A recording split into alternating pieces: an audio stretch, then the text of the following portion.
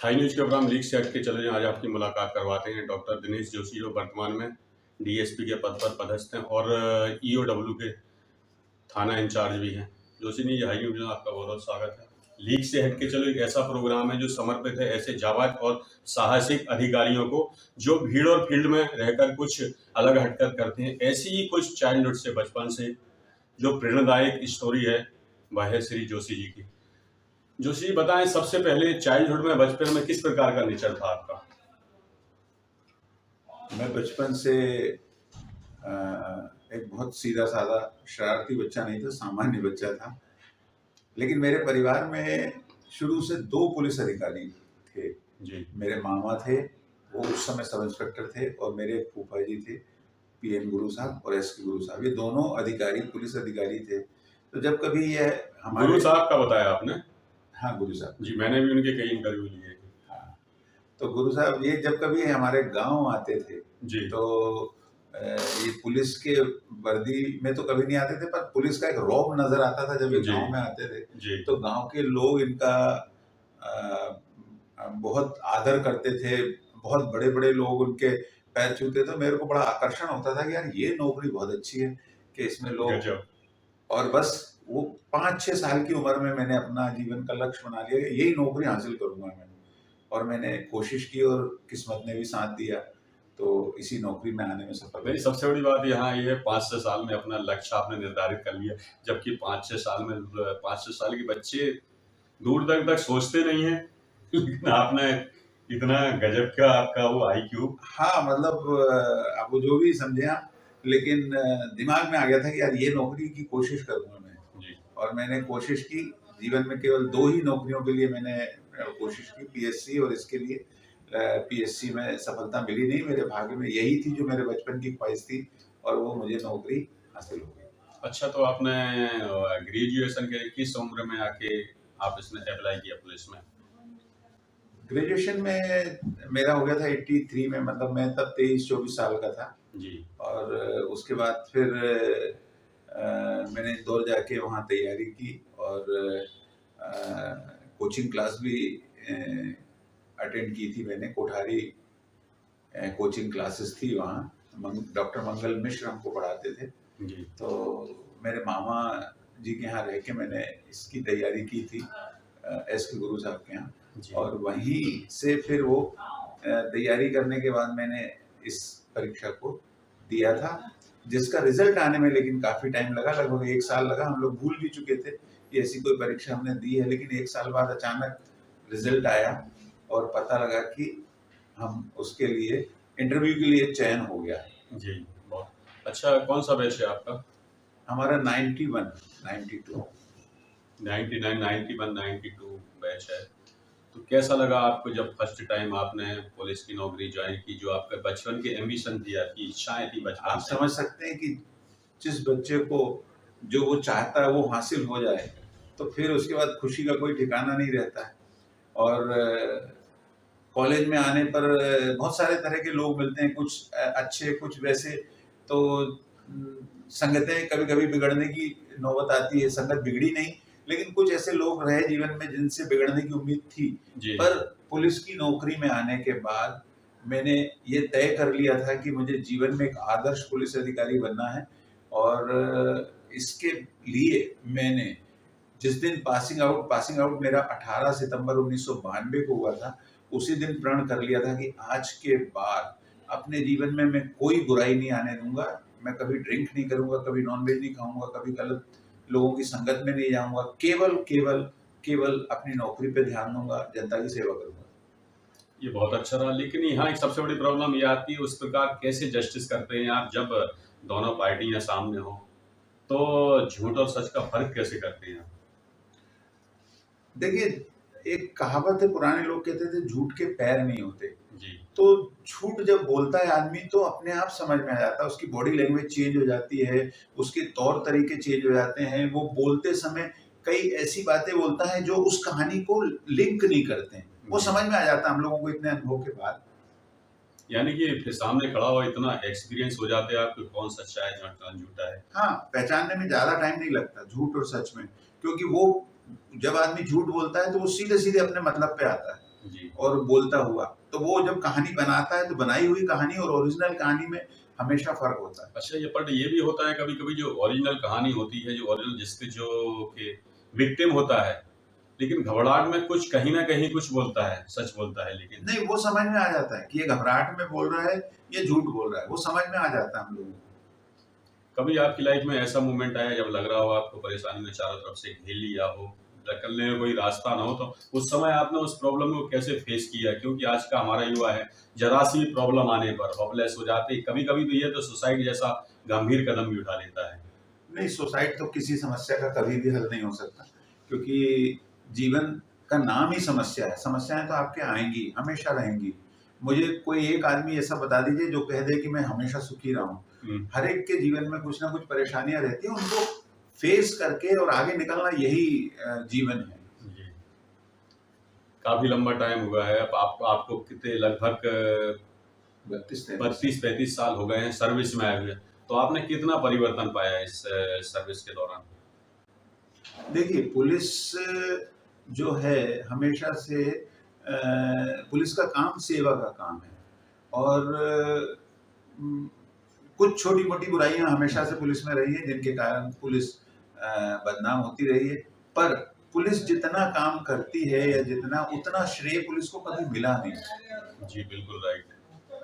और अ, हमेशा लोगों की सेवा करना या असल में होता ये है, हम लोगों की समस्या ये है कि जैसे थाने में हमारे पास सारे दुखियारे लोग आते हैं कि बिल्कुल। मेरे को ये दिक्कत है, मेरे को वो दिक्कत है और हम दिन भर वही चीजें सुनते हैं, हमको पता रहता है कि इसकी कितनी गंभीरता है। पर जिसके साथ बीतती है उसको लगता है यार मेरे साथ इतना बड़ा घटना और ये इतना लाइटली ले रहा है, लेकिन उस समय हमारे सामने दूसरी और बड़ी-बड़ी समस्याएं रहती हैं जिनको हल करने के प्रयास में हम रहते हैं। जी, तो वो व्यक्ति समझता है पुलिस हम पे ध्यान नहीं दे रही है। तो बिल्कुल। ऐसा नहीं है, पुलिस बराबर ध्यान रखती है और गंभीर समस्याओं को गंभीरता से हल करती है। नहीं, ये तो आपने बहुत अच्छी शायद नई बात बताई है, क्योंकि जब सामने पुलिस अधिकारी बैठता है, तो उससे जब आदमी अपनी समस्या तो जे दूसरी समस्याओं के प्रति उनका ध्यान ज़्यादा रहता है, ये इतनी गंभीर नहीं होती, होता उसका भी सॉल्यूशन है।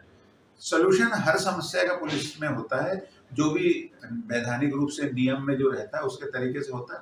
लेकिन होता क्या है, जब हमारे झगड़े होते हैं तो हमको ऐसा लगता है पुलिस ऐसा करे इसको बिल्कुल कुचल नेस्तनाबूद डाले, कर दे। खत्म कर दे, बिल्कुल मेरा वो ले ले, लेकिन वास्तव में नियम हमको उतना अलाउ नहीं करते हैं और शायद इंसानियत भी उतना अलाउ नहीं करती है, क्योंकि आप जब गुस्से में रहते हैं 2 दिन बाद आपका जब गुस्सा कम होता है तो आपको खुद ही लगता है कि नहीं यार, कुछ तो मेरी तरफ से भी गड़बड़ थी और जी, ऐसा करके बहुत सी चीज़ें अपने आप समाप्त हो जाती हैं। जी। अच्छा, अपनी लाइफ में आप तो बहुत से थानों में गए होंगे, तो कोई ऐसा इन्वेस्टिगेशन बताएँ जिसको लोग आज भी याद करते हैं कि कि जोशी जी यहाँ आए थे, पुलिस अधिकारी उनने ऐसा कुछ किया है कि एग्ज़ाम्पल देते हो उस वर्क का कि कभी भूलना आप भी ना भूल पाए हों उसे? अब इतनी बड़ी नौकरी है, 33 साल के करीब नौकरी हो चुकी मेरी, तो जीवन में बहुत सारे मेरे अनुभव रहे हैं और बहुत सारी घटनाएँ हैं। अब किसी एक घटना को ऐसी बहुत सी घटनाएँ मैंने अपने दिमाग से हासिल की हैं। जैसे एक ब्लाइंड मर्डर हुआ जी, और उस समय मेरी ड्यूटी लाल परेड ग्राउंड पे लगी हुई थी। जी, अचानक सुबह सूचना आई कि आपके वहाँ मर्डर हो गया है, तो मैं एसपी साहब से बात करके और वापस बिलखिरिया थाने चला गया। एक जी, डेड बॉडी मिली थी रोड के किनारे जिसके मुँह में पत्थर फँसा हुआ था, जी, जिसको कोई पहचान नहीं पा रहा था। बारिश का टाइम था, अगस्त का, पानी गिर रहा था। तो उस बॉडी को, क्योंकि रोड के किनारे थी तो सारे अधिकारियों का कहना था कि जल्दी हटाओ वहाँ पे, नहीं तो कोई लॉ एंड ऑर्डर क्रिएट हो जाएगा। लेकिन मैंने अपने उस पे दम पे उसको वहाँ रोक के रखा और क्योंकि मैं चाह रहा था कि इस बॉडी की पहचान हो जाए। पहचान हो जाने से क्या होता है, बड़े स्तर पे समस्या खत्म हो जाती है, फिर जी, बाकी का इन्वेस्टिगेशन शुरू हो जाता है। तो सफलता मिलने के चांसेस बढ़ जाते हैं। तो मैंने थोड़ा रोका, जी, 2-3 घंटे रोका, थोड़ी भीड़ भी इकट्ठी हुई। लेकिन मेरी एक ऐसी छवि थी कि लोग भरोसा करते थे वेरी गुड। और उसके कारण कोई ऐसा लॉ एंड ऑर्डर क्रिएट नहीं हुआ। उस बॉडी को उस मृतक का भाई देख के गया, लेकिन वो नहीं पहचान पाया। जी, पर इसके बाद दोबारा जब आया तो फिर पहचान गया कि हाँ ये भाई है। जैसी पहचान हुई हमने तुरंत वो मौके की कार्रवाई करके उस बॉडी को हटा के और पीएम के लिए भेज दिया था। इसके बाद जब हम वहाँ इन्वेस्टिगेशन में उसके घर गए तो मृतक का परिवार काफ़ी दुखी था, सब रोना-गाना मचा था। तो हम उनके सामने वाले घर में बैठ के अपना अनुसंधान कर रहे थे। उसी दौरान मेरी नज़र पड़ी उस घर में 2 लोग बैठे हुए थे जिनकी आंखें लाल हो रही थी। तो मैंने वैसे ही तुक्का मारा कि मैंने कहा, क्यों तुम लोगों की आंखें लाल क्यों हो रही हैं? बोले, जी, साहब जीजा हैं, आए हैं, हम लोग दोनों गप मार रहे थे, इसलिए बोले जगे रात भर, इसलिए नींद नहीं वो हुई है। जी, तो प्राथमिक तौर पे पता नहीं क्यों मेरे दिमाग में शंका आई, मैंने उनको थाने पे बुला बुलाया। लिया। और इसके बाद और भी लोगों को जो वहाँ के राहगीर थे या आने जाने वाले थे, पूछताछ के लिए काफी लोगों को बुलाया। और काफी प्रेशर था क्योंकि गंभीर मसला था, और 15 अगस्त को होना मतलब बहुत बड़ी बात बहुत थी। बड़ी बात थी। तो इस वजह से उस घटना को लेकिन फिर जब बैठ के मैंने उनसे पूछताछ की, तो उनको 2-3 बार मेरे को बुलाना पड़ा, पर दूसरी तीसरी बार में बातचीत में वो अलग अलग रखते हुए मैंने बातचीत की थी। और उसमें सफलता ये मिली कि मैंने तुक्का मारा कि तुमने इस वजह से घटना की क्योंकि वो मृतक जो है तुम्हारी पत्नी पे गलत रखता था नजर। तो उन्होंने, क्योंकि मेरी बात गलत थी, तो उन्होंने उसको रिफ्यूज कर दिया, और वो मैं रिफ्यूजल से समझ गया कि हाँ ये सही बोल रहे हैं, मेरा तुक्का यहाँ नहीं चला। जी, उसको मैंने छोड़ के नेक्स्ट डे मॉर्निंग फिर आया, फिर कहानी को पलटा। मैंने कहा नहीं, वो जो है मृतक तुम्हारी बहन पे नजर रखता था, और जी, वो तुमने उसको बाहर भेज दिया है। जी, तो उस पे से वो बौखला गए। तो उस घटना को उन्होंने एक्सेप्ट नहीं किया, लेकिन कहा कि हाँ अब आपको मुलजिम बनाना है तो हमको बना दो, जी, हम तैयार हैं, हम कबूल कर लेंगे, आप तो हमारे जीजा को छोड़ दो और मुझे मुलजिम बना दो। जी। तो मैंने कहा नहीं, पहले घटना बताओ। तो उसने जब मेरे को घटना बताई, तो क्योंकि जब आदमी झूठ बोलता है तो समझ में आ जाता है, तो जी, उसने कुछ कहानियां जोड़ जोड़ के, कुछ कुछ सच कुछ झूठ ऐसा लग रहा था, तो तुक्का। तो मैंने इसको फिर अलग बिठा के जब दूसरे वाले से बुला के बात की कि तुम्हारे जीजा ने सब, वो साले ने सब कबूल कर लिया है हाँ। और उसने ऐसा ऐसा बताया है, तो फिर उसने मेरे को सारी कहानी ओरिजिनली बता दी। और वो मर्डर ट्रेस हुआ, और कोर्ट से उसको सजा भी हुई, और काफी लोग उसको याद करते हैं वहां पे। और इस तरह की वो अनेक भी घटनाएं ग्राम हैं। परेड ग्राउंड जैसे मुख्य समारोह होता है जहाँ। हाँ, इसके अलावा जब मैं बाग से बनिया टीआई था, तो वहाँ 2 बार में हमने करीब 70-72 चेन स्नेचर पकड़े थे। जी, बहुत बड़ी सफलता थी। ऐसी बहुत सारी उपलब्धियां रही। फॉरेस्ट वाइल्ड लाइफ में मेरे को अमृता देवी बिश्नोई अवार्ड, क्योंकि मैंने एमपी में हाईएस्ट वाइल्ड लाइफ के केस किए थे।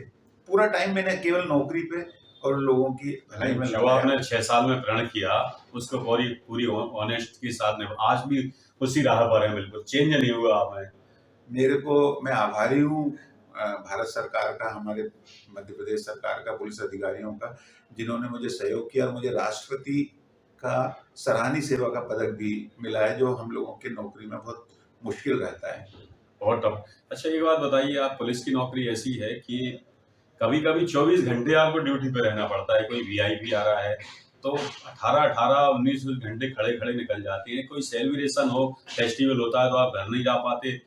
तो क्या फैमिली में ऐसी कंप्लेंट नहीं की जाती है? क्या फायदा है ऐसी नौकरी का जो आप टाइम ही नहीं दे सकते, जब सारे लोग सेलिब्रेशन कर रहे हैं, आप साथ नहीं रहते कभी फैमिली के, दिवाली नहीं, हो, थोड़ी होली हो? बहुत शिकायत ये रहती है, लेकिन क्या है कि मेरी जो वाइफ है, एक तो वो खुद डॉक्टर है और बहुत समझदार है, और जी, फिर पुलिस परिवार से ही है, जी, तो उसको पुलिस की नौकरी की मजबूरियां पता मालूम है। है।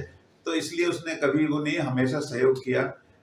जब मान लो मैं रात को 2 बजे भी जाता था, तो वो तब तक खाना नहीं खाती थी, साथ में बैठ के हम लोग खाना खाते थे, और ऐसा हमेशा से चलता रहा। तो मुझे कभी परेशानी हुई नहीं। अच्छा एक बात बताइए, आप तो यंग थे, अभी अभी इतने स्मार्ट हैं, तो यंग एज जब होगी तब तो कितने ज़्यादा स्मार्ट होंगे। तो ये आपकी जो शादी कैसी, लव मैरिज थी या अरेंज मैरिज थी? नहीं, मेरी शादी अरेंज मैरिज थी। मेरे जो साले थे वो पुलिस अधिकारी हैं, मेरे जो फादर इन लॉ हैं वो भी पुलिस अधिकारी रहे हैं। तो उन लोगों की नज़र थी, जब हमारा बैच फील्ड में आया तो इंदौर में मेरे जो साले भी पोस्टेड थे, तो उनकी नज़र मेरे पे पड़ी, तो बस उसके बाद एक वही शुरुआत। कैप्चर कर लिया उन्होंने आपको। हाँ, विनोद शर्मा अब जी ने छोड़ना मेरे नहीं को है अभी। कैप्चर कर लिया। छोड़ना नहीं है हाँ, आपको। हाँ,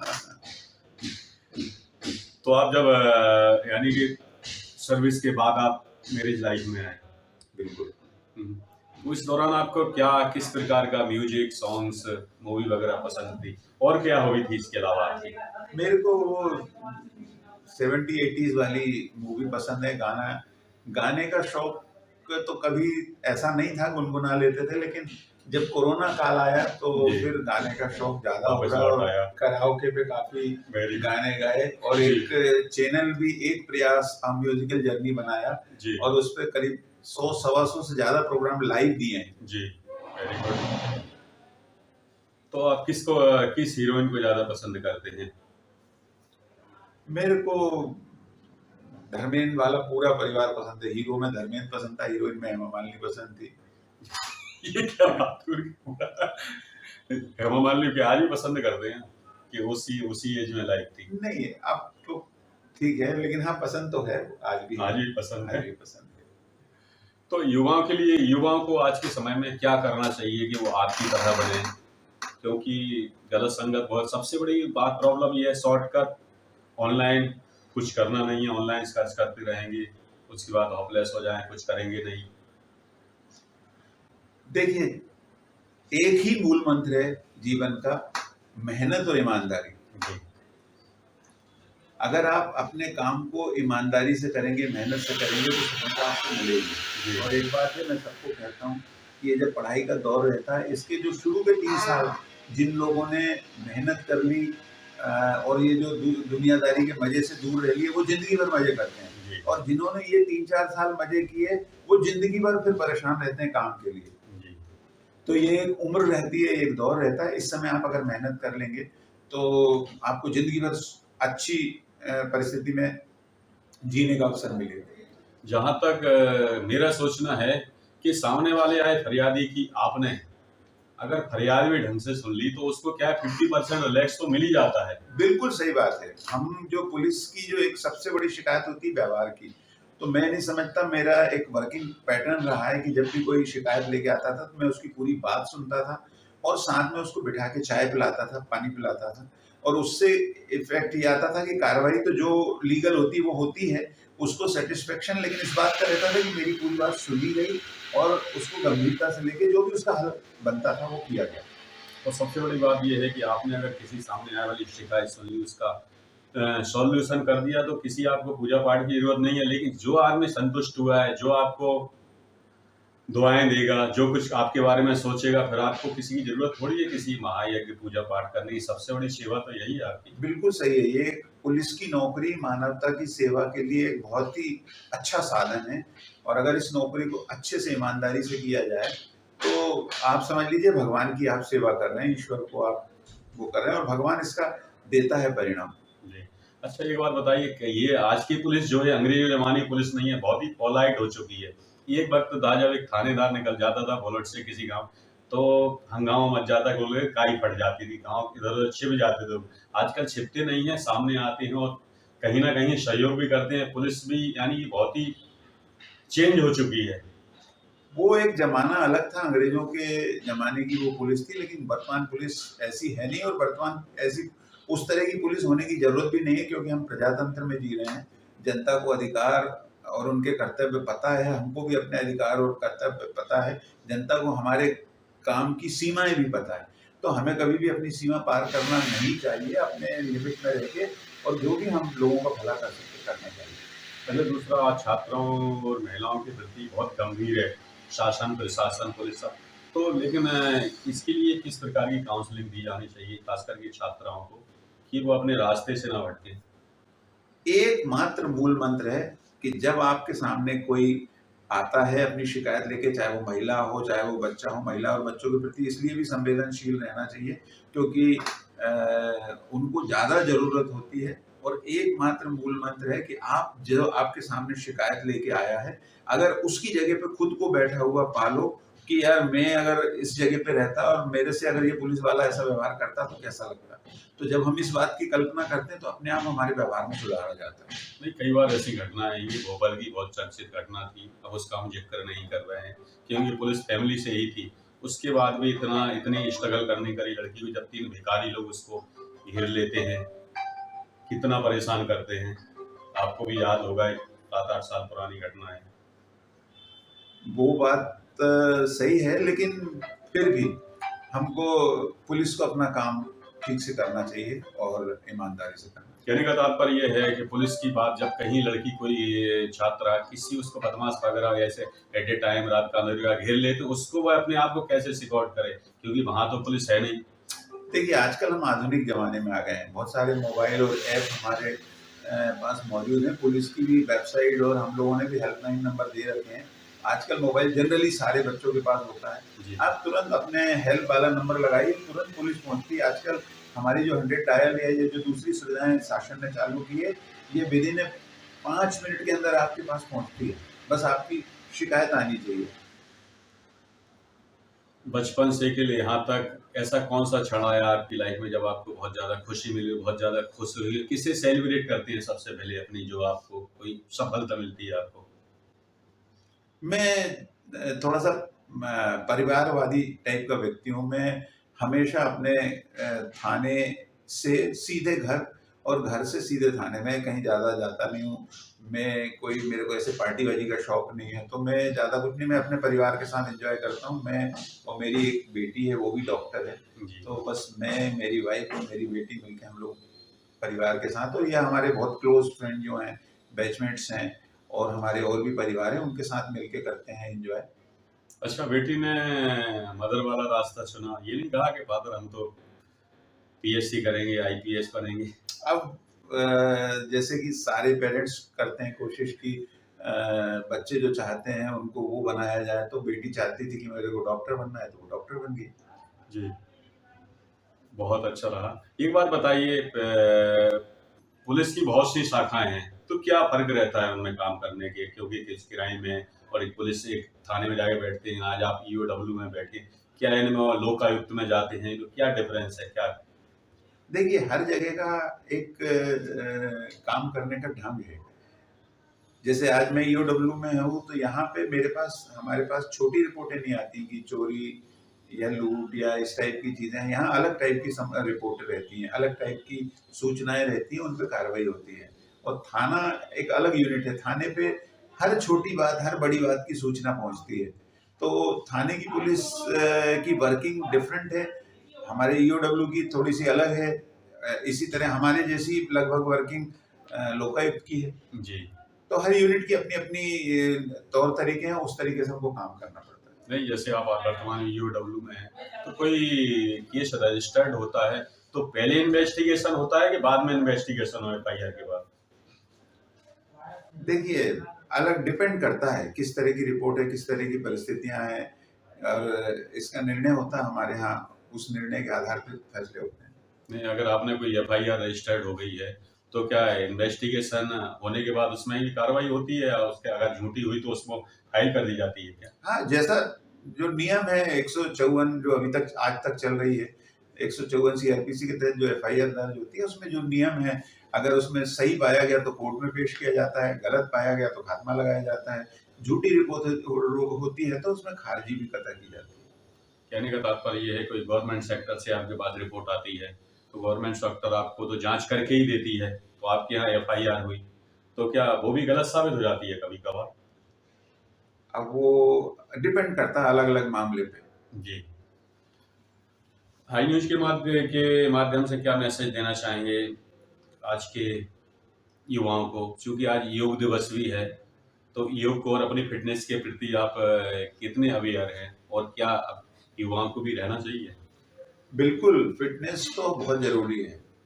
फ़िटनेस के लिए जैसे मैं जो हूँ डेली सुबह सवा 6 बजे तक ग्राउंड पहुँच जाता हूँ, टेनिस खेलता हूँ 1 डेढ़ घंटा, उसके बाद घर आता हूँ और अपनी दिनचर्या में लग जाता हूँ। तो फ़िटनेस को मैं करीब-करीब 2 घंटे सुबह देता हूँ। तो हर एक को देना चाहिए, अपना-अपना पसंद होती है, और आज तो योग दिवस है, और योगा एक ऐसी चीज़ है कि जो आपके शरीर को हर तरह से तंदुरुस्त रखता है, और ये योग हमारे दुनिया में भारत की देन है, और वर्तमान प्रधानमंत्री जी ने इसको अंतर्राष्ट्रीय स्तर पर ले जाकर इसका आज अंतर्राष्ट्रीय दिवस भी है। उसके लिए भी आप सभी को बहुत बधाई, दर्शकों को शुभकामनाएँ। ये थे हमारे जोशी जी। हम चाहेंगे लास्ट में बाय म्यूजिक पे जो कराको जो म्यूजिक रहता है, उस पे बहुत अच्छे-अच्छे गीत भी गुनगुनाते हैं। ये जीने का स्टाइल है बिंदास।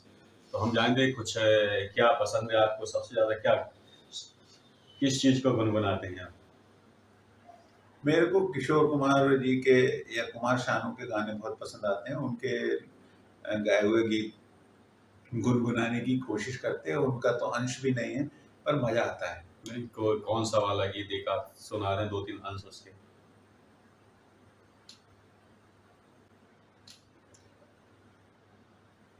कौन सा सुना दें? कोई सा भी जो पसंद हो आपको। एक गाना अक्सर मैं गाता रहता हूँ कहीं कहीं, उसकी एक लाइन सुना देता हूँ। जी। ओ हंसनी मेरी हंसनी कहाँ उड़ चली, मेरे अरमानों के पंख लगा के कहाँ उड़ चली। Thank you. बहुत अच्छा, आपकी तो आवाज़ ही वाक़ई में बहुत अच्छी है। ये थे हमारे डीएसपी साहब श्री डॉक्टर दिनेश जोशी जी, जो आज उन्होंने जो अपने जीवन के और लाइफ के बारे में बताया, किस प्रकार वह पुलिस पहुंच। ये शायद हाई न्यूज़ पर पहली बार होगा कि इतनी छोटी सी उम्र में एक बच्चा जब सोच लेता है, अपना लक्ष्य निर्धारित कर लेता है, ये वाकई बहुत बड़ी बात है। तो ऐसे ही जरूर हमारे युवा कुछ तो प्रेरणा लेंगे जोशी जी से। हाई न्यूज़ पर देखते रहिए ऐसे ही प्रोग्राम, लीक से हटके। चलो यहाँ मिलते हैं जल्दी ऐसे ही किसी अन्य अधिकारी के साथ। भोपाल से अशोक श्रीवास्तव, अफरोज आलम के साथ। धन्यवाद। Thank you sir. जब झोंक लगा सुगंध उड़ी, मुंह में पानी और भूख बढ़ी, बढ़ा है हर व्यंजन का स्वाद, मिला है इसमें माँ का प्यार। गोविंद मसाले जो खाने में डाले हैं, आपस में अपनों का प्यार बढ़ा दे रे। गोविंद मसाले, मसाले जो रिश्ते बनाए।